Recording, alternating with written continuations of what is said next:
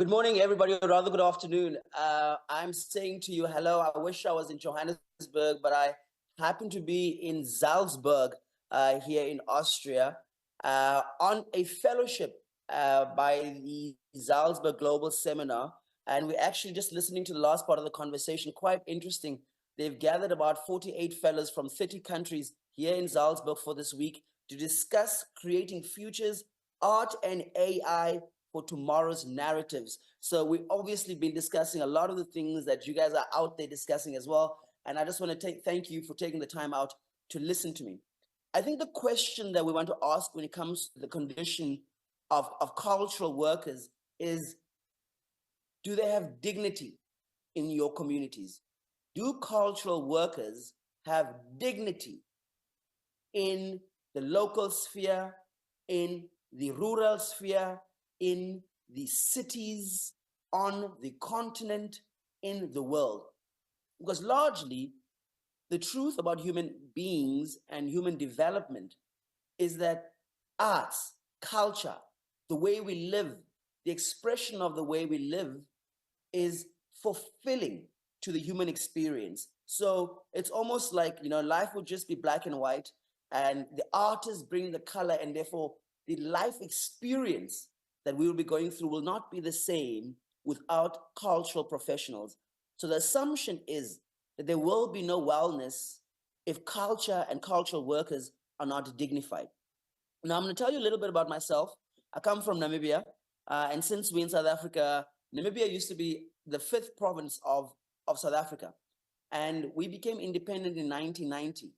And upon independence, we saw a whole shift in terms of, an aspiration of a city that wants to have equality, that wants to have equity, that wants to have ultimately dignity.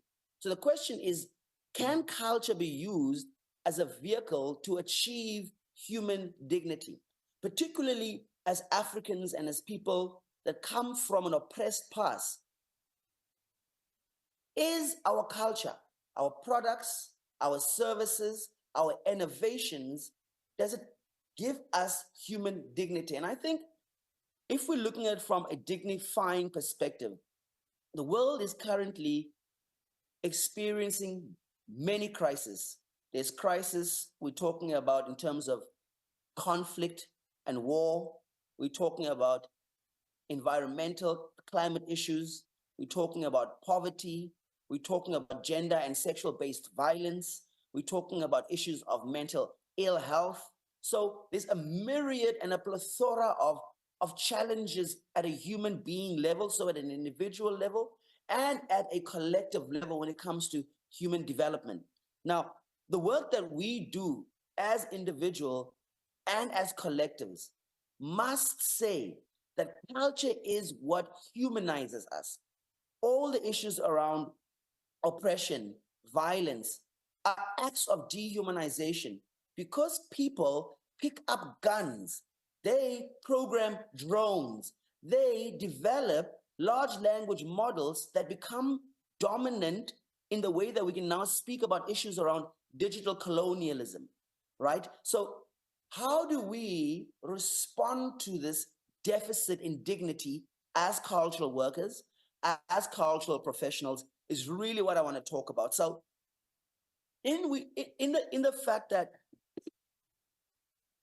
as an ambassador in terms of culture, what is the most important variable in this context is understanding that human creativity is the most vital social, economic, political, conscious, and economic resource.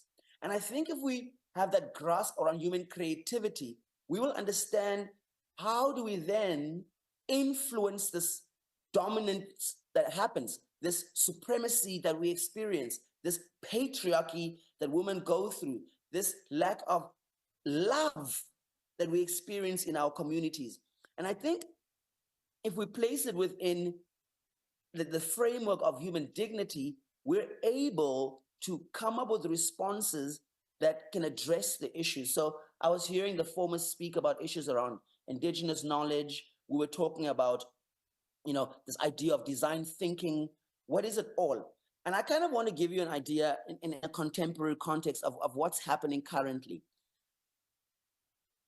Um, in, in the world, particularly with the accelerated rate of artificial intelligence and what it's the effects of that is two clashes, right? On the one hand, we're really excited about this thing that we call the fourth industrial revolution. And basically, it allows us to look at the human computer interaction, AI, how it influences us, how it can, warm us or burn us. But essentially, I'm here to argue that these aren't industrial revolutions that are happening, that these are human revolutions that are taking place. But because of industrialization, because we've seen this as people that have been oppressed, that people can like property more than they like people. And they can even defy the planet in order to talk about this. So let's give you a practical reality of what's happening, with the enhancement of artificial intelligence. It has led to conflicts like the Congo. It has led to the overconsumption of natural resources because, for instance, these big computer server spaces need a lot of water to ensure that they function. So we're taking fundamentally resources that are required for humans in order to give it to these machines, in order to make sure that they're cooled, in order to make sure that the energy that we need maybe for what we in Africa talk about energy poverty is now being redirected to energies that are going to be feeding the systems of these machines. So we're at a place of an existential crisis. And I'm saying this because when we speak about the place of indigenous, what I call epistemology, because it's not just about indigenous knowledge. Indigenous knowledge, obviously, epistemology is concerned with knowledge, but it's about a culture, a way of life. What's your relationship with nature fundamentally? Have you, what I call now in the global south, we find still human beings, but increasingly I'm making the argument that people are becoming human doings and human havings. And it's a neurobiological issue that's taking place. And in order to address that, we have to catapult our investment in the creative sector, in the arts, in heritage, in design, to make sure that the cumulative effect is able to transform our societies. Now, people asked earlier on about, rural communities. They talked about township communities. In response to that, we need action at all levels. So we need action at a family level. People in their families must encourage the telling of stories, the sitting around of the fire, the making of the weavings and this intergenerational knowledge that needs to happen. So a lot of how we transform society is not just from the outside. Before we even get to the family level, it's the self. So the question is there value in being a cultural professional? Is there value in being an artist? And that's an inherent yes. Now, the challenge is, does the system create an enabling environment for us to thrive within the cultural sector? Now, for that to happen, we need to focus on three particular issues. We need to look at what infrastructure do we have?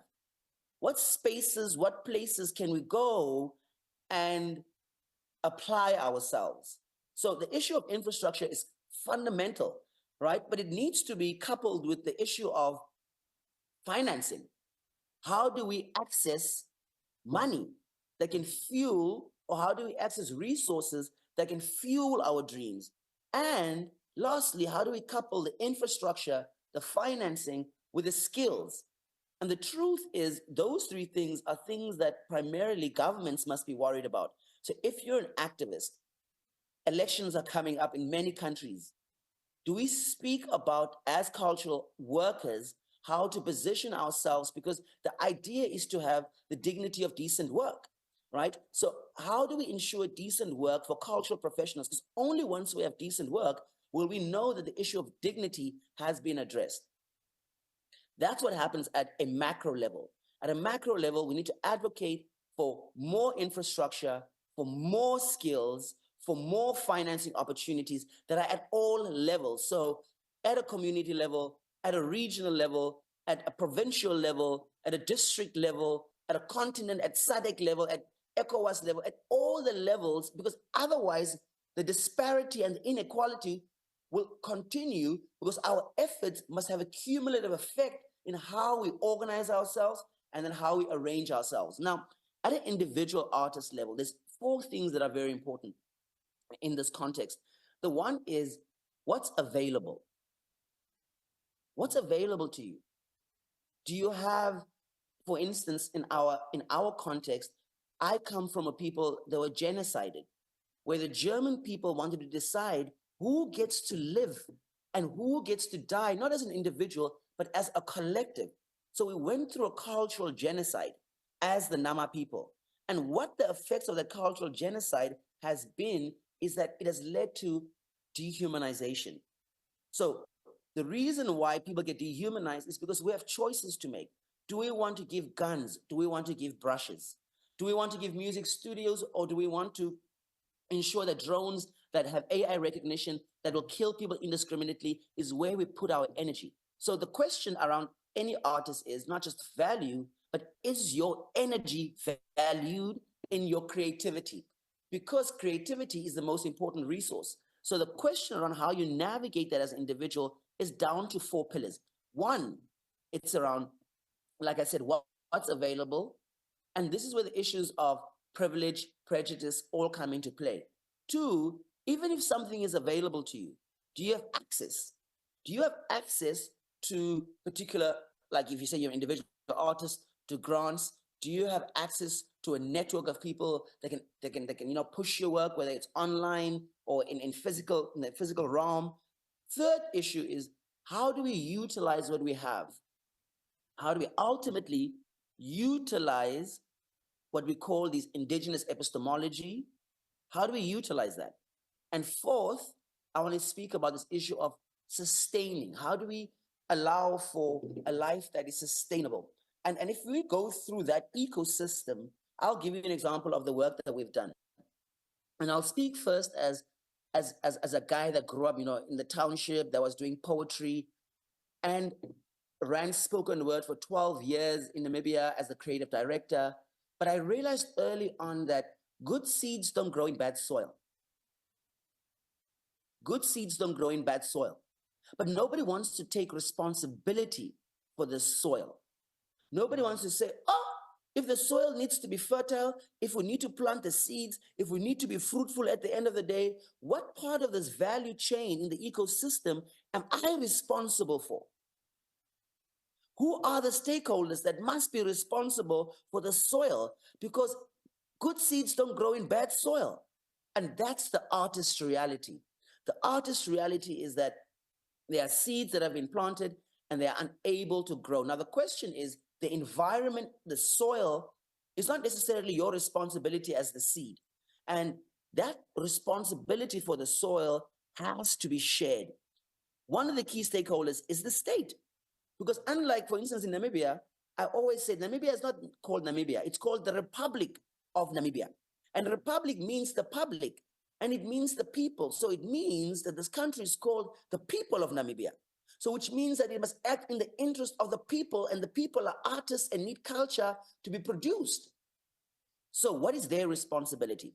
Their responsibility is to value the arts. But the way that the state works is that the state is in a very close relationship with society, right? And industrialists particularly don't want societies to know their power. So what do? For instance, it's the 4th industrial revolution. We look at places like the World Economic Forum, where Klaus Schwab says, we're no longer in an information era. We're in an intelligence era. And how do we then respond to this intelligence era? Is that we've seen, through the greater use of technology, the rise of big tech that has almost started to govern the way that we live without being democratically elected, without us having an opinion in who the CEOs are. So the question is, can the state take care of the public interest through its structure? Can we legislate? Can we have policies in place? Can we have regulations in place that allow us as human beings and human development to act in our interest? Does the state give us enough resources? So the creative sector is fundamental. The other key stakeholders, obviously, is the private sector. The private sector has to invest within the arts and the creative economy, particularly because spending resources is an investment. It allows us to have a more fulfilled life as human beings, right? And that's important because a lot of people struggle with issues of depression, mental health, because of the way that life has become conditioned. Institutions of civil society are important because they allow for participation. When NGOs, when individuals, when the grandmothers, when the artists in the townships, in the rural communities create space for each other, it allows other people to participate. And I'll tell you as I conclude why this is important so that we can open up some time for discussion. The last key stakeholders are personalities, influences. We have the human and social capital to tell stories that are inspiring in the essence of how it affects who we are in our energy. And second of all, that allows communities to come together and connect. So we need to be making sure that as artists, as cultural professionals, that the work we do continues to be inspiring, that the work we do allows communities to come together and connect, that the work we do strategically positions us. So people know the issues of violence in our communities, people picking up knives and guns, we can give them different instruments to speak different languages, to tell different narratives. So the point I'm trying to make here is that there's a lot of duality in life, whether it is technology being an extension of our neurobiology as human beings. The question is that if art, if culture, if heritage, if technology, if design are all elements have a dualistic nature. Fire can burn you and warm you. Water can quench you or drown you. So whether it is human-computer interaction, whether it's AI, whether it is just conflict arms, all of these things have a dualistic nature. And because it has a dualistic nature, we need critical mass. We need a collective imagination to tell us, yes, fire, water can quench us or drown us, but we want essentially to have a society for the majority of the time when we interact with water, we want to be quenched. When we interact with fire, we want to be warmed. And the price we'll pay for that is that on the periphery, we'll get burnt and we'll get drowned because of the dualistic nature. But we need a critical mass currently that is embedded in a collective imagination, because industry and industrialization and the fourth industrial revolution has us caring more about things than people, more about property than the planet. So we need to address this by mainstreaming the sector. We're at a place that young boys will pick up guns and fight if they don't have instruments to play. Conflict will become more on the rise because people will become scared. So culture, arts, cultural workers have a responsibility towards human dignity, but they can only respond adequately and not burden themselves with the challenges if we have a collective imagination, if we understand how to organize in terms of the macroeconomics, infrastructure, financing skills at a micro level, as an individual level, looking at our ecosystems, what's available, what do we have access to, how do we utilize this, does it create sustainability, how do we also then address the greater existential crisis of poverty, of conflict, of climate change, of violence. Unless we're able to use arts to address these things, the issues of human dignity are going to be lost. I'll keep it there for now. If we have any questions, I'll take some. Thank you. Thank you ever so much, Mr. Patrick Sam of the Creative Culture Investment CCI. That was really, really inspiring, particularly in the context of prioritizing and valuing the creative economy. I think it gives agency to the work that we do as creatives, not only from a making perspective, but also from a place of shared responsibility of co-creating the type of society and communities and homes we want to live in, where our boys and girls are free and can express themselves creatively, but also with dignity, humanity, and equity. Thank you ever so much for that inspiring introduction and actually overview of what it means to be a cultural ambassador. At this time, we would like to take some questions, and here we have the opportunity, I might step aside, to use Slido, I keep getting it wrong, to ask some questions to Mr. Patrick Sam and perhaps engage in a little bit of dialogue, if that's okay. So please use your Slido app to go ahead and pose some questions. I will read those out. Mr. Patrick Sam, are you able to follow on the screen? I'm happy to read those out for you, and we can actually engage in a little bit of dialogue. As we do that, I will also prompt us for lunch when the time comes, but yes, let's get into the questions. Any questions from the floor at this stage? We're open to some. There's a question at the back, if we can get a roving mic over there, please. And another one on this side. Please do go ahead and use the app when you're ready. And please introduce yourself and perhaps what you represent, what you do, and then go ahead and pose your very short question. A very good afternoon to everyone. My name is Sinemi Vuyompulu, also known as Sine, the voice artist. I am a professional South African voiceover artist working for multimedia brands. But my question is today, it seems as if, to me, artists within the art sector really struggle to place themselves within the industries, found within the art sector.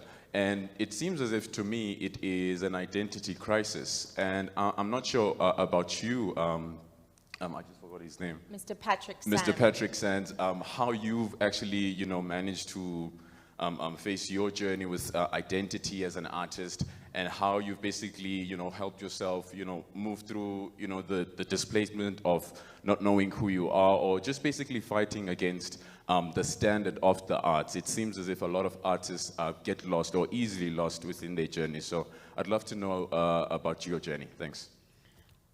Thank you. Perhaps we take two questions, Mr. Sam, if that's okay, so that you could potentially address 2 at a time, 3 at a time. Is there another question? I saw another question over there in the room, and I will be looking out for the ones on Slido. Hello, everyone. Hello. My name is Mbongeni Manzini. I'm a co-founder of a business called Nozihlobo. We manufacture handcrafted merchandise of shoes and bags and so on. Fantastic. Yeah, we are based in Transvaal in Cornhill. I wanted to ask you something. I have a project in my township where we teach children to plant and to understand their talent as individuals. So, but now the problem is that the community, it doesn't support what we are trying to do and create out of the children. And it takes us as leadership in a state where we are not appreciated. They think we are some other people who try to explore children, and so on and so on. So according to your experience, what ways do you have in order to align those things or rectify or bring solution to those, because those are main challenges that I'm facing at the moment. Thank you. Wonderful. Thank you. We'll take those 2 questions and then pause and come back for more. Mr. Patrick Sam, one question on identity and kind of, what tools and methods can you offer us in terms of this so-called identity crisis in the arts, which is a real one. And of course, that then leads to, in fact, the talent challenges of nurturing young people in the community, to have also the community take seriously the investments that we need to see more of in terms of youth, supporting youth to really find their talents and lane in terms of creativity. Those are 2 beautiful questions. I think they're very practical to, what artists go through. I think the first question around identity, particularly when you're an artist, I think there is the issue around, what is supernatural? I think human beings struggle with the idea of magic. So I'll give you a simple example, right? When somebody can sing and have joy, it's like, wow, God loved them so much that they can sing. Why can I not sing?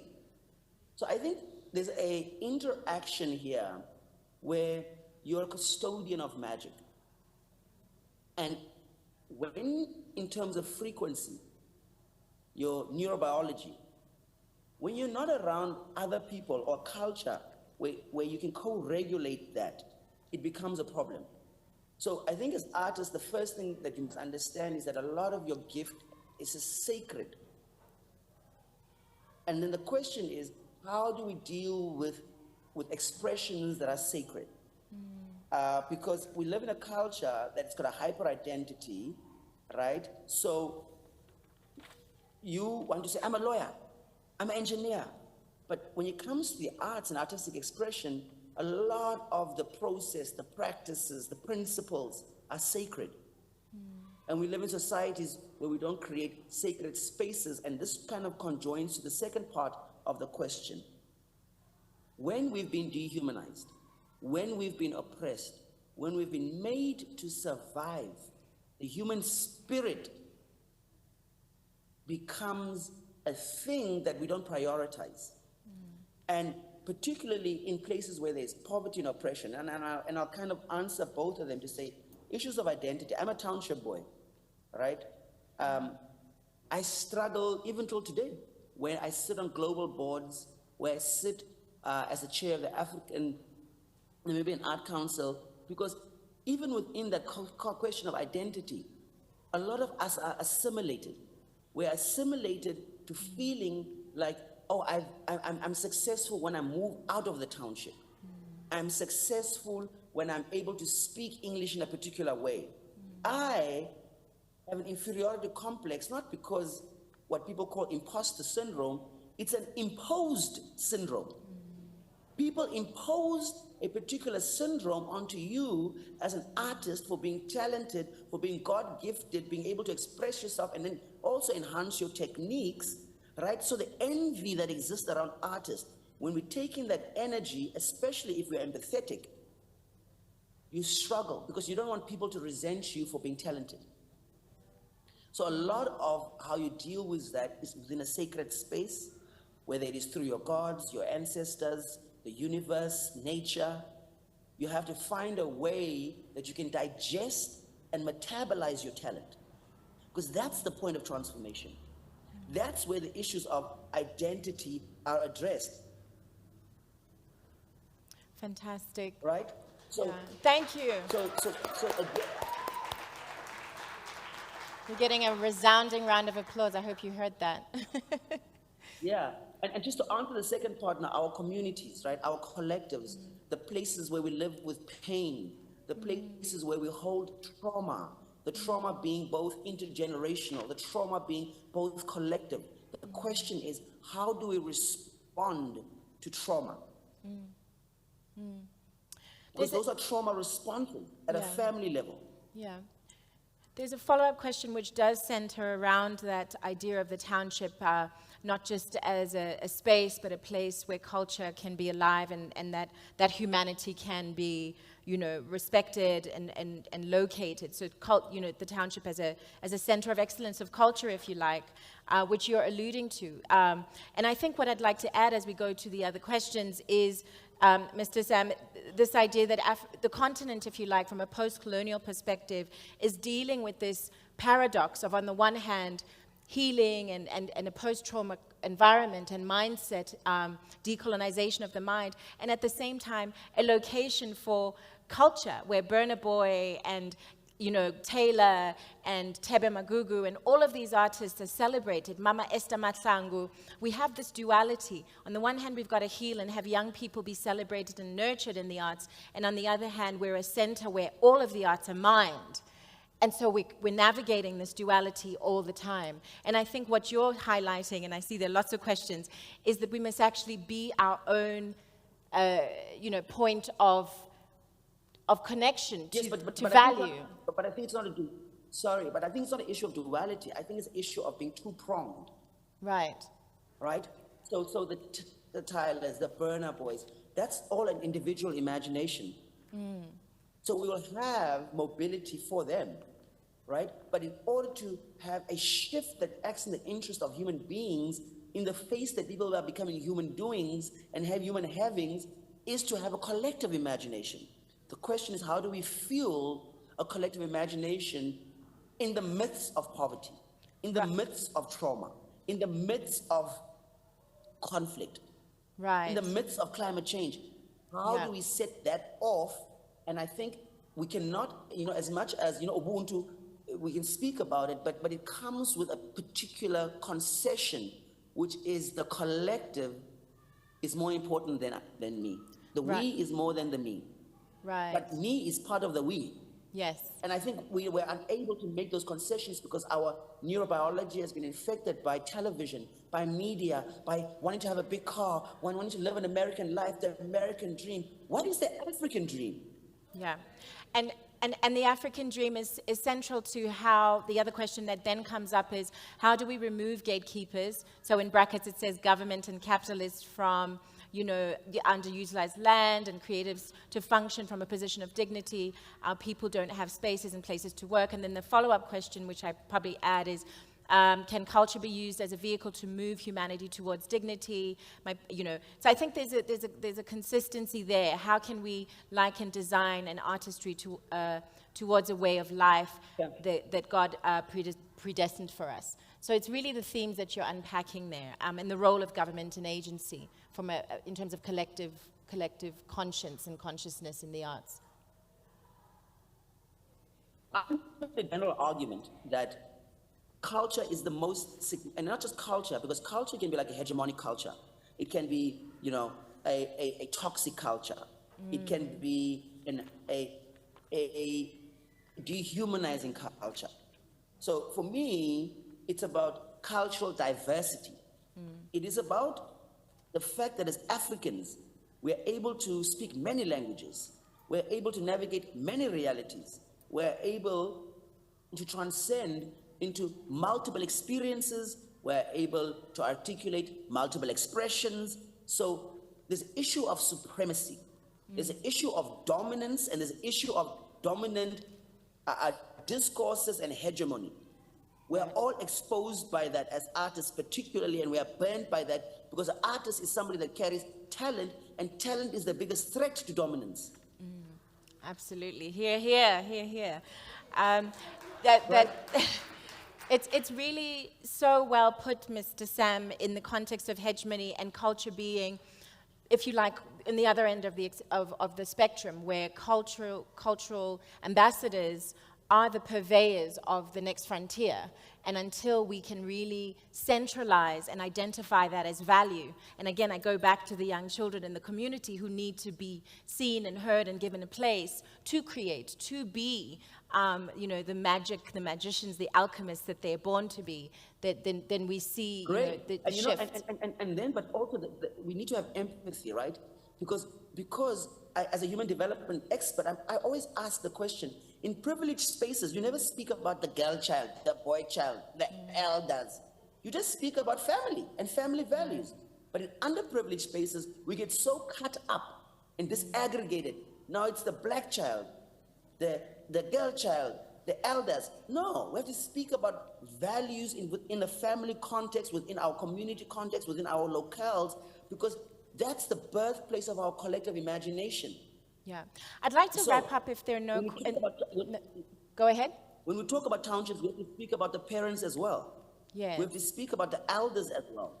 How do they get tools that they can appreciate their culture, their forms of expression? So we have to look at our collectives, and not just children, but also an intergenerational dialogue that doesn't disaggregate us, that doesn't cut us up, but that brings us together and says, oh, how do we sensitize this? And I think it's a particular way, just to give an actual strategy for the gentleman that asked, how do we do that? Anybody that doesn't believe what you're doing, you can introduce the concept of social accountability. There's somebody in that community that they listen to. Is it the pastor? Is it the football stars? Is it the musicians and the music that they are listening to? You need to find people that the people that are not listening to you are listening to. that you can convince them to go tell them. Say, Pastor, we need you to understand that music and singing and art and instruments are important in our society. Can you integrate this under creativity in your next sermon? So the next sermon on Sunday when you go, you know? Right, absolutely. It's really wonderful, a practical example that people can relate to. I have one more question, but I'd like to check on our time. We're good. We'll take one question there.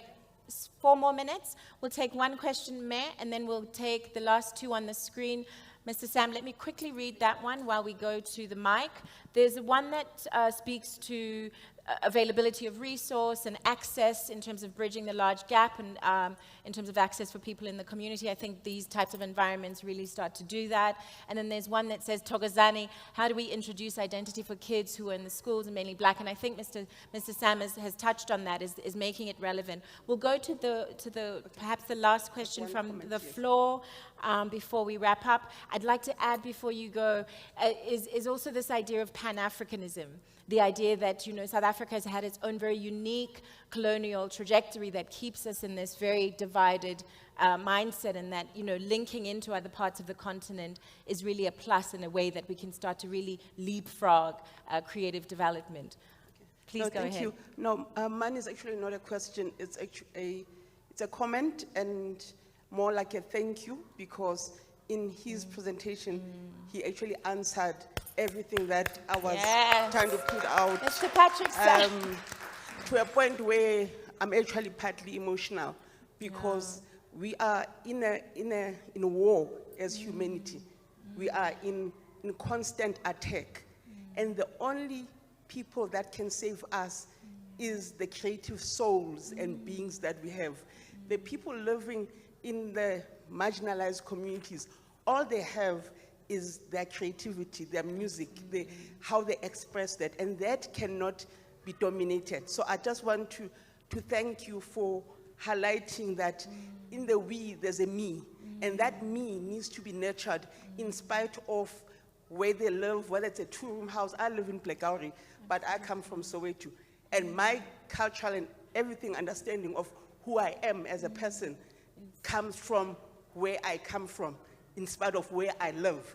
And that is what we need to understand, that being from the township or from a rural area does not mean that you have to be living there. Right. It is who you are, and it's not a geographic space. It's being Pan-Africanist, is actually also embracing newness without losing who you are. And I just want to thank you, and we're hoping that going forward we'll be able to build the human spirit again, because we live in a country where the human spirit is dying. And through the arts, we can help. Yes.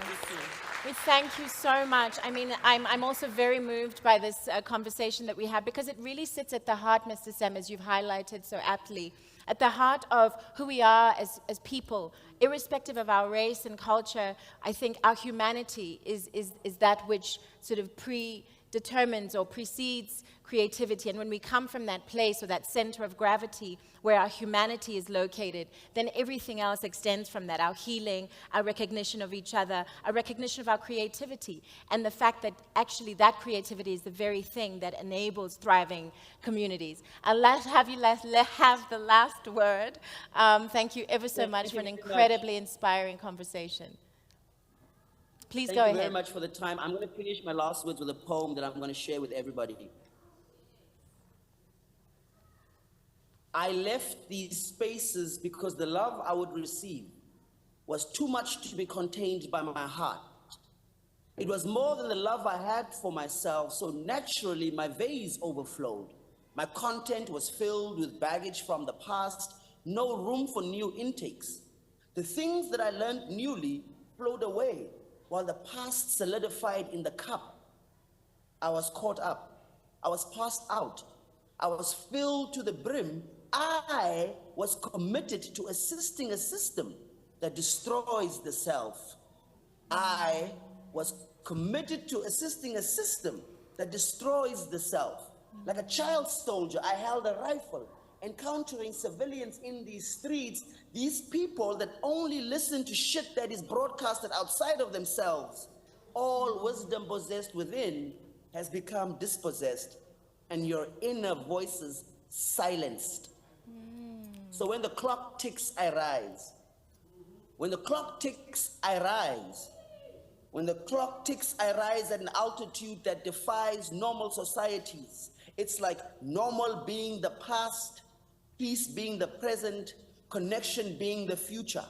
I stare in your eyes, anticipating to see streetlights, a shine that is so bright that even though there are apparent whispers of darkness, the light connects us. The light connects us.